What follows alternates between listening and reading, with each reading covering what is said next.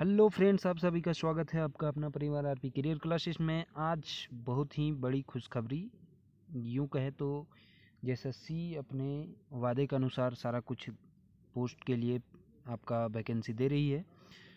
यहाँ JSSC CGL जिसका इंतज़ार कर रहे थे बेसब्री से कि कब देगा जेएसएससी सीजीएल, तो फिर से एक बार तीसरा चौथा बार ये होगा कि जेएसएससी सीजीएल फिर से एक बार दे दिया है। अभी नोटिफिकेशन निकल करके आया है, तो ये ऑफिशियल वेबसाइट से डाउनलोड किया हुआ नोटिफिकेशन है। चलिए इसके बारे में हम डिटेल जानते हैं। सबसे पहले है परीक्षा शुल्क। तो परीक्षा शुल्क 100 रुपये, झारखंड राज्य के एसटी एससी जनजाति के लिए 50 रुपये। ठीक है।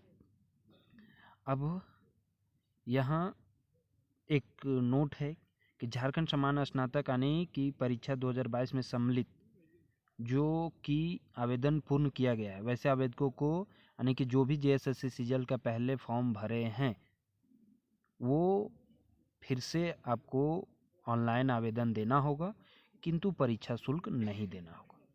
केवल परीक्षा शुल्क में आपका छूट रहेगा। फिर से आपको री रजिस्ट्रेशन करना है। ठीक है, री रजिस्ट्रेशन करना है आपको, फिर से शुल्क पे नहीं करना होगा। यानी ओल्ड का जो रजिस्ट्रेशन नंबर है वो आपको फिर से डालना होगा। ठीक है। पहला पोस्ट है सहायक प्रशाखा पदाधिकारी। इसमें कुल मिलाकर के 863 पोस्ट है। अनुसूचित जनजाति, अनारक्षित, अनुसूचित जाति, ओबीसी 1, ओबीसी 2 और ईडब्ल्यूएस। ठीक है, सभी के लिए कुल मिलाकर के कितने 863 पोस्ट है। 863 काफ़ी होते हैं। उसके बाद कनीय सहायक, कनीय सहायक के लिए 335 पोस्ट है। कनीय सहायक सचिवालय सहायक के लिए 335 पोस्ट है। श्रम प्रवर्तन पदाधिकारी के लिए 182 पोस्ट है और प्लानिंग असिस्टेंट के लिए 5 पोस्ट है। साथ ही प्रखंड कल्याण पदाधिकारी के लिए 195 पोस्ट है। प्रखंड आपूर्ति पदाधिकारी के लिए 252 पोस्ट है। अंचल निरीक्षक सह कानूनगो के लिए 185 पोस्ट है। तो इस तरह से देख सकते हैं कि पिछले बार से इस बार काफ़ी सीटों में बढ़ोतरी की गई। कुल योग हम लिख करके आपको बताएंगे, लेकिन पिछले बार की सीटों से इस बार जो है काफ़ी इसमें बढ़ोतरी की गई है। ठीक है, चलिए हम जानते हैं इनके बारे में मुख्य पॉइंट। बाकी विशेष के लिए तो हम अलग से सेपरेट वीडियो भी बनाएंगे। लेकिन आपका देखिए, न्यूनतम शैक्षणिक योग्यता तो आपको पता है, किसी भी मान्यता प्राप्त विश्वविद्यालय से आपको स्नातक की डिग्री होनी चाहिए। सभी के पे लेवल दिए हुए हैं। पे मैट्रिक्स लेवल 7 है, 2 है, 6 है, 5 है, 6 है। तो सभी पोस्ट का पे लेवल जो है अलग अलग है। न्यूनतम शैक्षणिक योग्यता क्या आपका होना चाहिए? उत्तीर्ण होना ग्रेजुएशन किसी भी विश्वविद्यालय से। ठीक है, चलिए आगे हम देखते हैं। आगे उम्र सीमा की बात करते हैं। उम्र सीमा, अधिकतम उम्र सीमा 35 वर्ष है। न्यूनतम तो 21 वर्ष रहेगा। जनरल के लिए 35 वर्ष।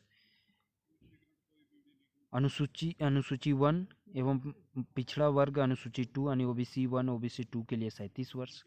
महिला और सभी महिलाओं के लिए 38 वर्ष। अनुसूचित जाति यानी एसटी एससी पुरुष एवं महिला के लिए 40 वर्ष। अब देखिए, सबके लिए अलग अलग जो है अधिकतम उम्र सीमा की गणना है, उसकी तिथि सबके लिए अलग अलग दिया हुआ है। ठीक है, तो इस तिथि के अनुसार आपको अधिकतम उम्र सीमा निकालनी है। ठीक, तो इस तरह से इसका ये है। अब देखते हैं कि कब से ऑनलाइन ये किया जाएगा और क्या क्या इसका प्रोसेस है एग्ज़ाम का, वो हम देखेंगे। ठीक है, ऑनलाइन आवेदन भरने की महत्वपूर्ण दिशा निर्देश। तो दिशा निर्देश तो आपको पता ही है, किस तरह से सबमिट करना है वो दिया हुआ है। अब यहाँ आवेदन में संशोधन कर सकते हैं। 25/7 से 27/7 के बीच में आप संशोधन कर सकते हैं। यानी कि आवेदन, ऑनलाइन आवेदन रजिस्ट्रेशन करने की तिथि 20/6 से 19/7 तक है। ऑनलाइन आवेदन करने की तिथि 20/6/2023 से 19/7/2023 तक है। परीक्षा भुगतान 21/7 तक कर सकते हैं और फ़ोटो सिग्नेचर अपलोड आप 27/7 तक कर सकते हैं। ठीक है, परीक्षा भुगतान करने की प्रोसेस वगैरह दिया हुआ। आप देखिए, परीक्षा का स्वरूप सबसे महत्वपूर्ण है। आयोग द्वारा OMR आधारित परीक्षा ली जाएगी। यदि परीक्षा यदि विभिन्न समूहों में लिया जाता है तो अभ्यर्थियों को प्राप्तांक का नॉर्मलाइजेशन भी किया जाएगा। अभ्यर्थियों को मेधा सूची और उनके प्राप्तांक नॉर्मलाइज के आधार पर तैयार किया जाएगा तथा परीक्षा फल प्रकाशन के पश्चात उन्हें नॉर्मलाइज अंक ही दिया जाएगा। अब देखिए परीक्षा का स्वरूप क्या होगा। परीक्षा एक चरण यानी मुख्य परीक्षा में ली जाएगी। एक ही बार आपका एग्जाम होगा, उसमें 3 पेपर होंगे। ठीक है। परीक्षा सभी वस्तुनिष्ठ मतलब ऑब्जेक्टिव टाइप प्रश्न रहेगा। एक सही के लिए 3 मार्क्स और प्रत्येक गलत के लिए 1 मार्क्स काटे जाएंगे। भाषा विषयों को छोड़कर अन्य विषयों के लिए प्रश्न हिंदी एवं अंग्रेजी में रहेंगे। मुख्य परीक्षा के लिए 3 पत्र होंगे। यह परीक्षा 3 पालियों में ली जाएगी। प्रत्येक पत्र की अवधि 2-2 घंटा की होगी। पहला पत्र है भाषा ज्ञान का, जिसमें हिंदी का 60 प्रश्न और अंग्रेजी का 60 प्रश्न, और दोनों में आपको मिला करके 30% मार्क्स लाना है। कितना? 30% मार्क्स लाना है। ज़रूरी नहीं कि केवल हिंदी से लाएं या अंग्रेजी से लाएं या किसी से भी, किसी एक से भी ला सकते हैं, दोनों मिला करके भी ला सकते हैं। दूसरा है आपका पेपर, वो पेपर 2 है लैंग्वेज पेपर। इसका भी 100 प्रश्न रहेगा, 2 घंटे का रहेगा। इसमें पहले की तरह ही है, लेकिन हिंदी इस बार शामिल किया गया है, अंग्रेजी है और संस्कृत भी इस बार शामिल किया गया है। ठीक है। इसमें 100 ऑब्जेक्टिव प्रश्न पूछे जाएंगे। ठीक है। यदि आप हमारे खोटा बैच से नहीं जुड़े हैं तो आप डिस्क्रिप्शन में मेरा नंबर है, आप वहाँ से संपर्क करें और ज्वाइन करें। तीसरा है समान ज्ञान का। समान अध्ययन 30 प्रश्न, समान विज्ञान 20 प्रश्न, सामान्य गणित 20 प्रश्न, मानसिक क्षमता जांच यानी रीजनिंग 20 प्रश्न, कंप्यूटर का 20 प्रश्न, झारखंड राज्य से 40 प्रश्न।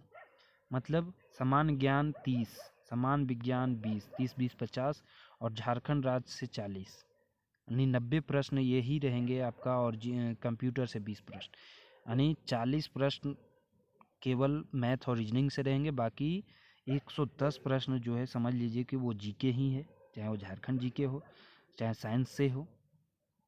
तो ऑब्जेक्टिव टाइप प्रश्न रहेगा। कुल कितने? 150 प्रश्न रहेंगे। अवधि मात्र 2 घंटे की होगी। ये सबसे बड़ी बात है। इसमें भी अवधि मात्र 2 ही घंटे की है और कितने? 150 टोटल प्रश्न है। तो ये पेपर 1 और पेपर 1 केवल क्वालिफाइंग है। पेपर 2 और पेपर 3 आपका मेरिट में जोड़ा जाएगा। ठीक है दोस्तों, तो आज इतना ही। बाकी हिंदी में कौन कौन सा चीज़ें पढ़ना है, खोटा में क्या क्या पढ़ना है, इसके बारे में हम सेपरेट अलग से वीडियो बनाएंगे। Thank you.